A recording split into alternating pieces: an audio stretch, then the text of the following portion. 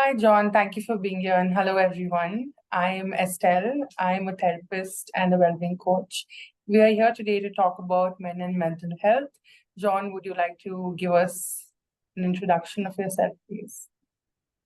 Sure. Thank you for having me, Estelle. So, as you said, my name John. It's actually John Bosco Gonsalves. So, I'm based out of Bangalore. I practice with few organizations. At the same time, I do have my own private practice too.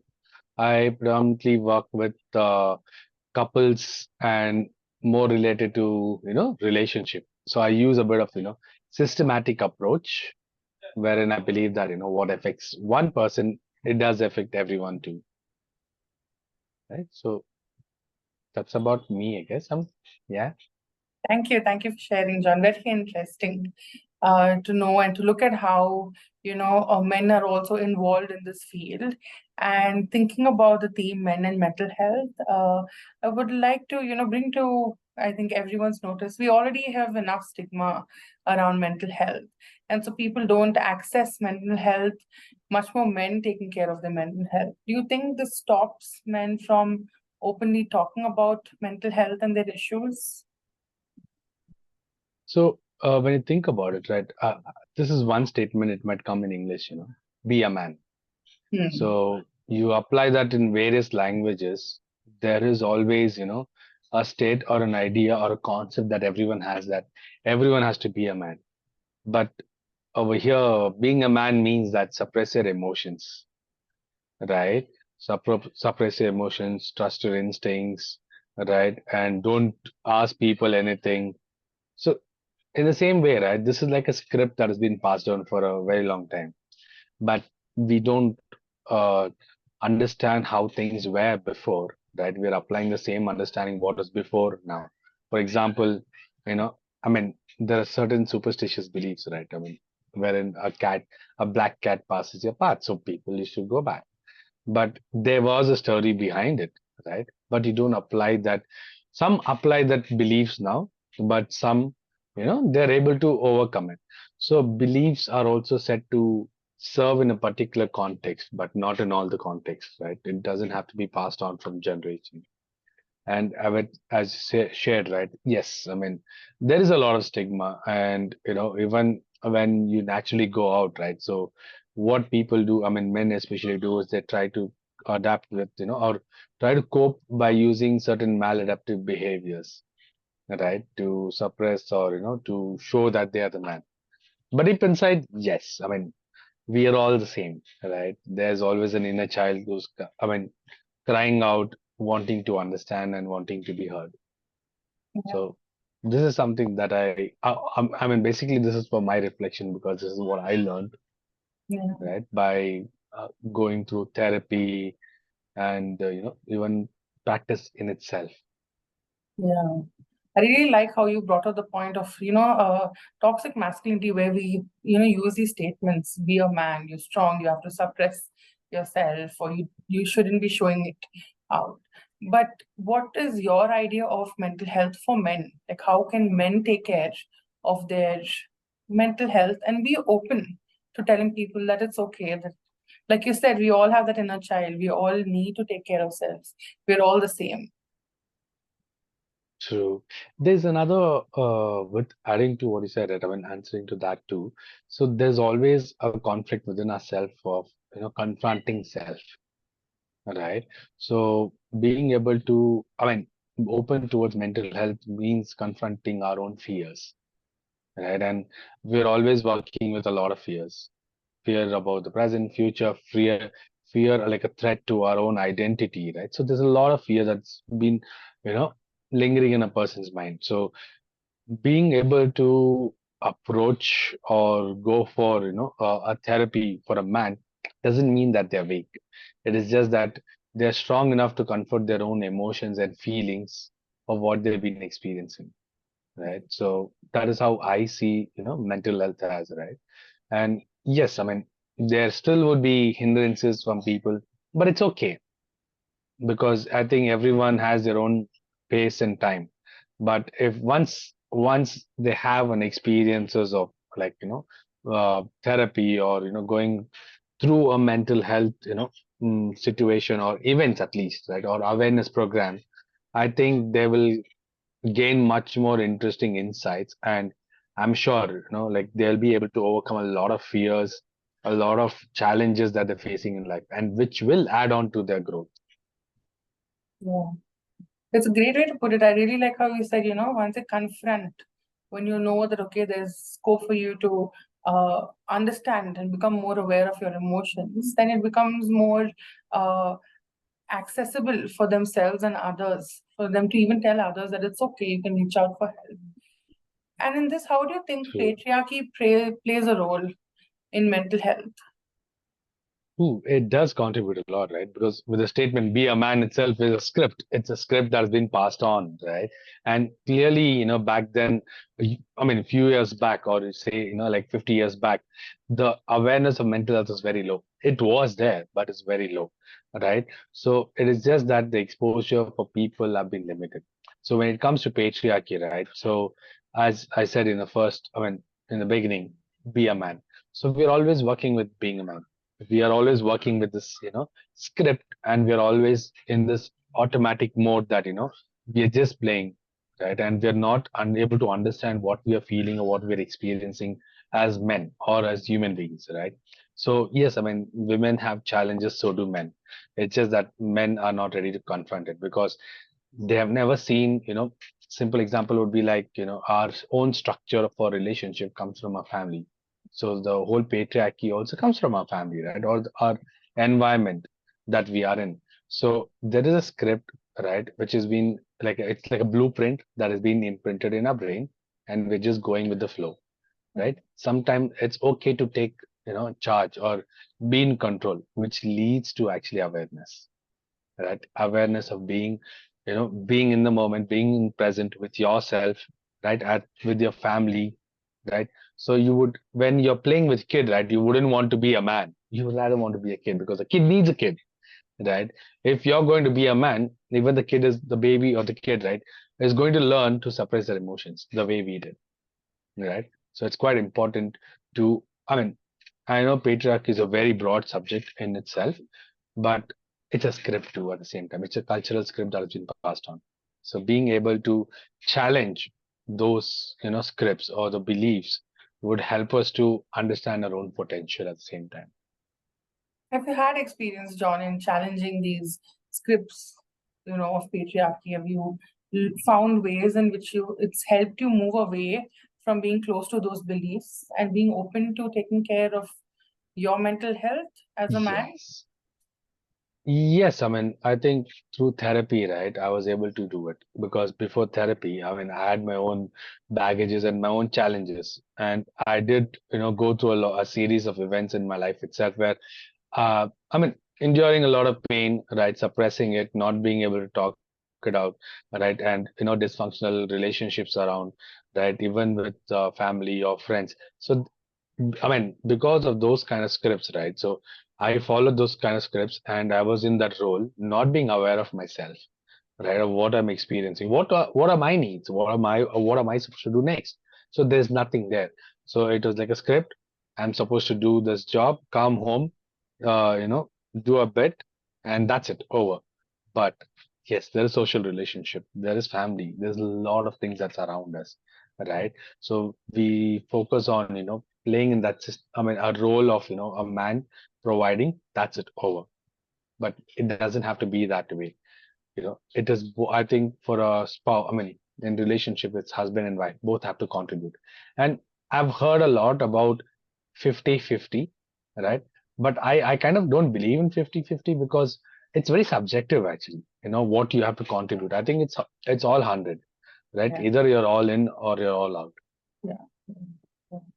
I think breaking, deconstructing the thought of, okay, I'll be there 50% and not entirely myself. And I think you've been able to break that, you know, staying away from, being bound by statements or scripts and learning to challenge yourself and understand that, I don't have to be the provider, but I also can be the person who listens, who takes care of the relationship or myself.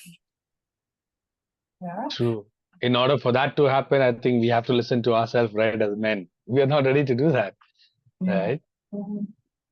Hmm. Could you share with us? Yes, John, you're saying something. No, no, please Yeah. go ahead, please go ahead. I'm wondering if you could share a few practices to help maintain resilience, especially for men who hide taking care of their mental health. Okay, so see, I mean, workout is good. Workout, I mean, when I do workout is good because it helps you to, go through the whole stress cycle, which helps you to cope. All right, that is one bit. That is for your physical body. At the same time, it does contribute towards, your mental well-being. But that is not all it, right? So it's a concept of, body, mind, and soul, right? So basically, if one is affected, so will be the other, right? If your physical health is affected, your mental health will also be affected. And when your mental health is affected, it also affects your environment where you're at. So at the same time, when you think about it, what I do is like, yes, I do have a workout and I do meditate. I do go for therapy. I do express myself with my spouse, right? Yes, sometimes we think that our spouse can, I mean, she might take it, I mean, she might overthink or it should not be a burden, for her and everything. But sometimes it's okay to have a discussion, right? Because for a man, I think we need to learn to have patience. Patience wherein even other people have opinions. So even for example for my spouse, right? So with my wife, when I do it, I listen to her too for what she has to say, and I understand what she has to say. It's an open two-way communication, which helps in building a relationship. At the same time, my openness is basically open to learning, right? I think having that openness to learn as a man, regardless of your age, will make a huge difference too. Mhm. Yeah, absolutely. If you're open to having a conversation with your therapist, you should be able to have that conversation with others as well. Like, there's no shame in saying True. that I seek therapy. Like, just as anyone would say, I went to the doctor because I had a stomach upset. Normalizing talking True. about, if a man can say, yeah, I was injured and I went to seek help and I got the treatment I needed. So be it even with mental health. Yeah.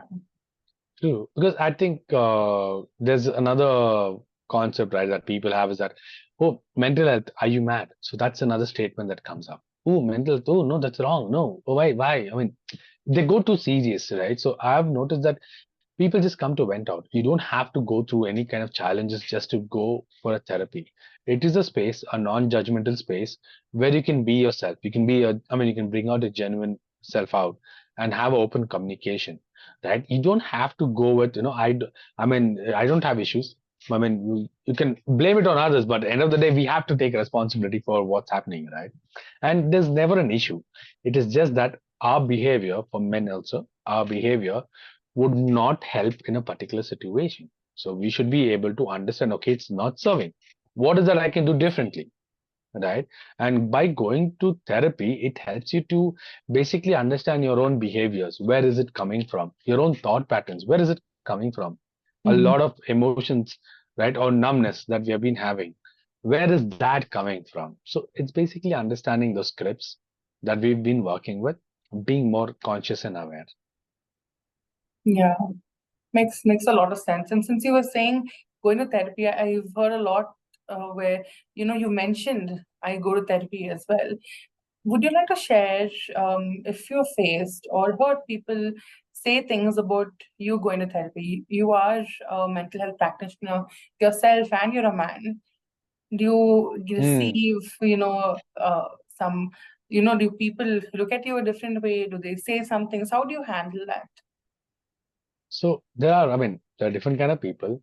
The funny thing is, right? I mean, uh, from close people that I know, right? When I tell them I go for therapy, why do you need therapy? You're a therapist by yourself. Why would you need? It's like saying, like a doctor will never fall sick, Hmm. right? So a doctor also falls sick. I mean, a doctor can also have heart conditions and everything. So does it mean that they will operate on themselves? No, right? They have to go to another doctor too. In the same way, we have to have an open mind, Yeah. for therapy too. Correct, correct. Oh, I really like that statement, and it makes so much sense. I hope whoever's watching this will be able to learn and understand that it's okay, right? To seek help and to take care of your mental health. You won't be looked at as a weak person if you are True. taking care I of mean, your. just adding to you, right? Weak person. When you say that, right? It also, we also have the statements of abnormal and so on and so forth. Mm, I mean, to be honest, we are all human beings. We have these subjective experiences, yeah. right? And it's okay to have the subjective experiences. It's not about what is normal or abnormal. There's nothing abnormal. We are just being human. We are experiencing certain things, and we are just looking at people from a different lens or the world view. But we don't know what's happening in each and everyone's house or each and everyone's life, right? I mean, I'm sure everyone has their own challenges and struggles. I mean, that's part of being human, right? There will be ups and downs, but able to cope through by going, I mean, by going for therapy, consulting, having an open mind, even life coaching for that matter, or anything that would help or serve, Mm, right, to achieve your goals in life, that will make a difference. Because, I mean, clearly, right? I mean, when you think about it, we live in a subjective world, right? So one event itself can be interpreted in a number of ways. mm, mm, So, in the same way, our experiences, the way we feel could be more or less, but being able to talk is something that, it can, when going with therapy itself is going to bring a profound effect on each and everyone's life, even for men. and that's what we are trying to tell everyone, that even men and women, I think it's we're trying to normalize, deconstruct these ideas, but also encourage the other folk, right? People who belong to different identities, to also be open to accepting people in these roles. Like, for sometimes, as women who are therapists, they're okay in encouraging their spouse or their husband to go for therapy, but sometimes it becomes difficult the other way around. Like, I've seen women who've said, that he's the husband, he has to be strong. If he goes for therapy, how will Mm, this house be held? If even I lose my mind, what happens? That's why you said, like, there's nothing true, known as abnormal, not using terms like mad or crazy. true, Yeah. true. So we should not use, I mean, because we are in that zone of judgment, right? So we are either judging ourselves or others, right? Once you're able to come out of that zone of judging, I think it can actually make a lot of difference in each and everyone's life, right? So I think judgment, criticism, these are something that we always face, and this is something that we fear. So being able to overcome those will actually make a lot of difference, right? That is also part of being resilient, Hmm. right? That's how it is. So training ourselves, especially men, training themselves to be more open and accepting towards their own experience, bring around that awareness and seeking help, no matter what stage of life they are in or what experience they're going through. True. Yeah. It's simple thing that a man can do, right? Stay at least 10 to 15 minutes, not using gadgets, nothing. Just stay in a room by yourself for 10 to 15 minutes and see what comes up. Those are the challenges that you're experiencing. And being able to talk about those challenges is something that will help you to be resilient. Wow, awesome. I think that's a really good point, and we would like to, hold that point. That's one takeaway from me, at least, especially if you're trying to seek help, right? So you're saying a man keeping away all gadgets, staying in a room for a few minutes alone and trying to see what comes up for them. True. No smoking, no drinking, nothing. Just like sober by yourself. Yeah. Wonderful. Thank you for sharing, John. As we conclude, it was lovely having this conversation with you. So much has, come up for me by just acknowledging the conversation we were having, and I've become so much aware also to look at how we can take care of mental health when it comes to men. Do you have anything that you would like to add, something that came up for you during this conversation? I think pretty much we have covered everything, right? And I think having more open dialogues with a lot of other men, right, and encouraging them to come out, I think I think it's in a way it's making a world a better space too, right? Because what we learn as men, we also take it home and we also put it out into the world. So one of the process, a major process would be if you want to make a world a better place, start with ourselves, right? So that is therapeutic too. Yes. And what was this experience like for you to talk about men, mental health, being a therapist, and a human yourself?